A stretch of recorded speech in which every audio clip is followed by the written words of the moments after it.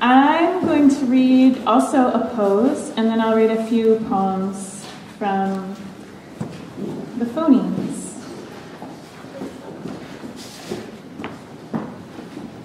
This morning I'm thinking about the mark on the page as a gesture of love, as desire to remake the loved, to inscribe it into the body's memory, to resort, at the hands of the inarticulable, to a word like Barthes' adorable, adorable. What you say when you can't say anything is sufficient. The mark follows the course of light along form. Attempts to show where form stops light. Our attention pours into those places where light veers off. The body closes and opens itself, makes itself available to be seen. I bring to looking a feeling of being rushed, an unplumbed conviction that I have to look past what's in front of me because the pose will end. A bell is about to ring. But what changes when I can look longer than I think I can?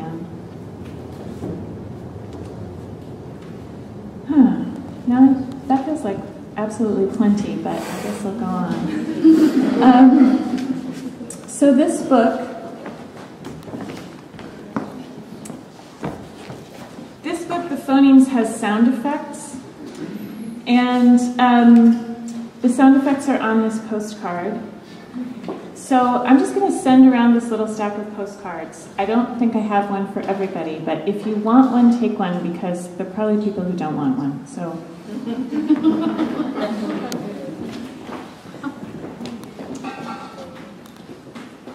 And this poem is called Meteor, which I want to read for Genine, because,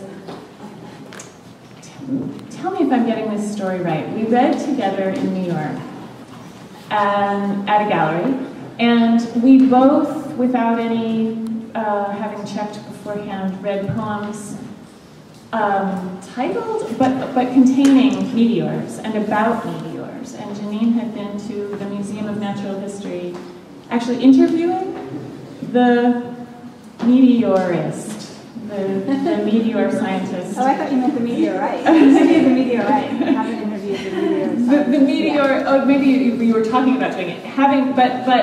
But writing with the meteor as she wrote with the posers. So this is my poem called Meteor, and it has sound effects in it. Layer of coolness wrapping up the hot so it can float. Accessible surface. Now I just want her to do that again. Okay, right? I'm cute. Layer of coolness wrapping up the hot so it can float. Accessible surface. Thunder is an accessible surface. A split second heat speech, maladjustedly plowing the lightning channel. Meteors cool by 1 degree or 2 every million years.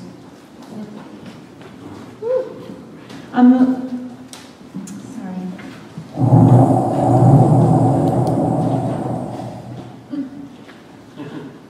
the liminal hill, silhouetted, serrated rim of that inverted bowl we call the sky, gauzy, sharpened hills, irregularly vectoring, horizon impervious to closeness, existing to make sense of space, field, womb, and you walk across. Electromagnetic billows, raindrops as 1 0, then another 0. Short-term incessancy.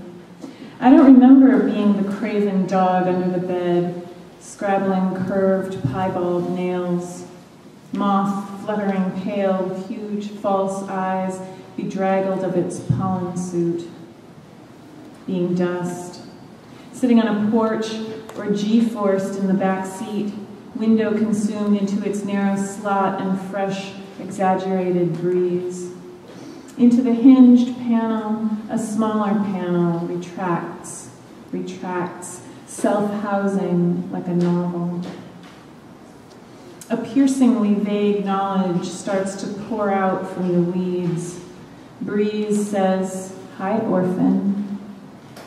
But that's pleasurable, keen, added value of non-light spill after dark. I do not cry out,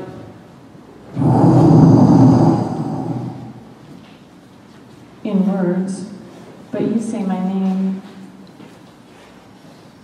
If they found no metals, no tempting elements in hills, if plastic unhappened, chemicals loosed from molecular Lego locks, dispersed by conjure chaperones, put back to bed in virgin geode, run the film back. Opportunistic loose strife, a totally dismantled and atoned for quick wall, old oil coiled back into its crack. Vein subsides and pulls the crustal blanket up. The chassis melts. You hunker down with pronouns, water lily, fiberglass, all data about the reptile, all permeability. Talk, Colin, such unwavering and not well-read hope. When it is wrong to seek to be comforted, and when wrong not to, or to belong to meteorites have been known to come right through the ceiling. Sky signs its matter into sheetrock, or on the sleeping woman a giant bruise develops its blood Polaroid. City plangent in its glare over the rise.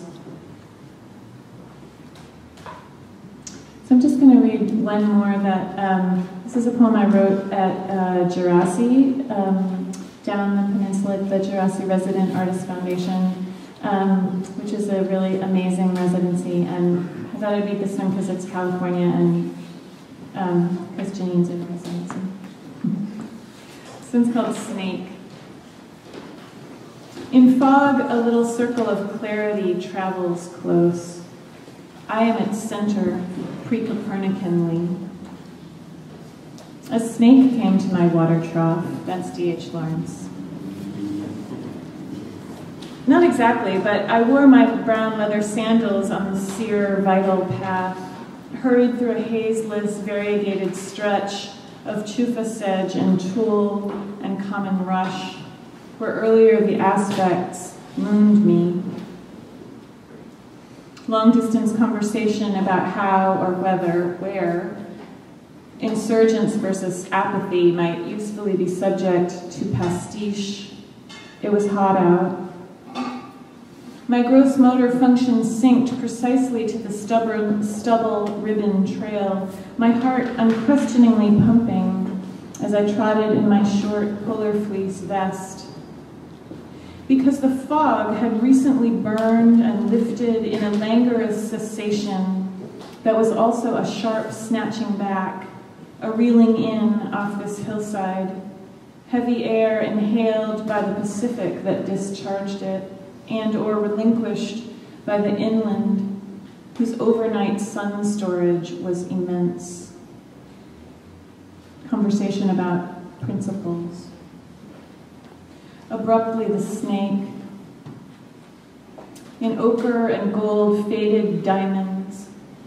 A baby one with its triangular head poked out, its chilling suppleness of hot dirt-colored length extended straight across about 1/3 of path, its nether tip occult between narrow, close-grown, tall, tawn stalks of sedges, timothy, rice grass.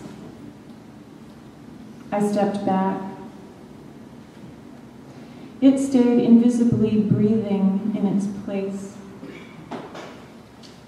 and then drew forward as if pouring along a downslope known to its underrings of muscle microtectonically, from the cool lee of grass stems to full length on open ground, and I saw its pearly nubs of growing rattle, freely on the chopped ends of thick growth on the path, the cylinder of space it had emerged through. Imagining imminent mass scale and/or slow-moving dissemination. We held. The hot blue currents of cloudless sky wheeled over us, and within the everywhere light, constellations changed a day's worth of degree. Then the baby changed its mind, reversed and doubled, arabesqued into a palpitating filigree of dusty marked off gold, lifted its head and climbed as if siphoning back into the shade edge, projecting inches past the actuality of grass. My upright body waited, and a very tranquil, diffuse, cool vapor of adrenaline emptied out, anesthetized, filled my breath. The baking oxygen taste of barely shifting breeze was in my mouth. And the snake did not go back into the grass. A fissure of cracked and hardened graphite leaden mud bordered the path, and with an absolute skimming plunge it entered headfirst, and for the length of its body and much farther, until the streamer of clear space behind it had been swallowed into the dry, abyssal, narrow crack in the earth. And I walked a little bit fast, but mostly normally on, looking down at my toes in my brown sandals, thinking, how do I, in my transit, attend?